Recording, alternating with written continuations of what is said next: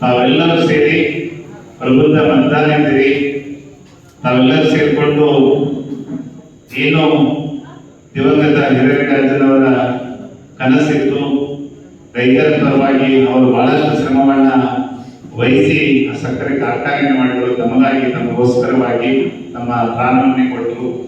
ಇಂಥ ಒಂದು ಸಂದರ್ಭದಲ್ಲಿ ಅವರ ಆತ್ಮಕ್ಕೆ ಶಾಂತಿ ಸಿಗಬೇಕಾದ್ರೆ ಬರುವಂತ ಚುನಾವಣೆಯಲ್ಲಿ ಈ ರೈತರನ್ನೆಲ್ಲ ದಿವಂಗತ ಹಿರೇರೆಡ್ಡಿಯವರ ಆಶೀರ್ವಾದದಿಂದ ಈ ರೈತನಲ್ಲಿ ಉದ್ಭವ ಆಗಿದ್ದಾರೆ. ಅದಕ್ಕೆ ತಮ್ಮ ಅಮೂಲ್ಯವಾದ ಮತವನ್ನು ಕೊಟ್ಟು ಆಶೀರ್ವಾದ ಮಾಡಬೇಕಂತ ತಿಳ್ಕೊಂಡಾಗ ಈ ವೇದಿಕೆ ಮುಖಾಂತರ ತಮ್ಮೆಲ್ಲರಿಗೂ ಕೈ ಮುಗಿದು ಕೇಳುತ್ತಾ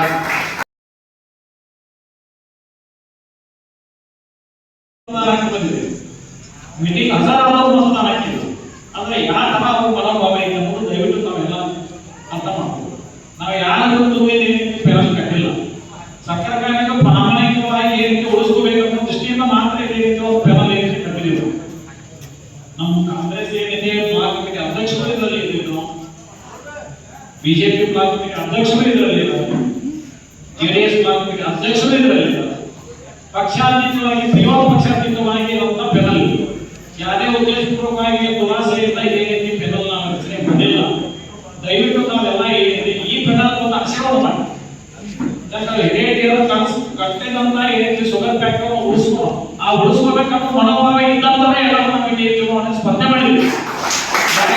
ಏನಿಲ್ಲ. ದಯವಿಟ್ಟು ಏನಿದೆ ಇನ್ನೊಂದು 10 ದಿವಸ ಚುನಾವಣೆ ಇದೆ. ನೀವು ಯಾರು ಬೀಗೋದಿದ್ರು ನಿಮ್ಮ ಮಾತು ಕೇಳುವಂತ ಮತದಾರರು ಇವರೆಲ್ಲರೂ ನಾವು ಏನಿದೆ ಮನವೊಲಿಕೆ ಮಾಡಿ ಕಬ್ಬು ಬೆಳೆಗಾರ ಹಿತರಕ್ಷಣೆ ಏನೈತಿ ವೇದಿಕೆ ತಿಳ್ಕೊಂಡು ನಾವು ಏನೈತಿ ಇವತ್ತು ನಿಮ್ಮ ಮುಂದೆ ಬಂದಿದ್ದೇವೆ. ಇದು ನಮ್ಮ ಮನಗಟ್ಟೆ.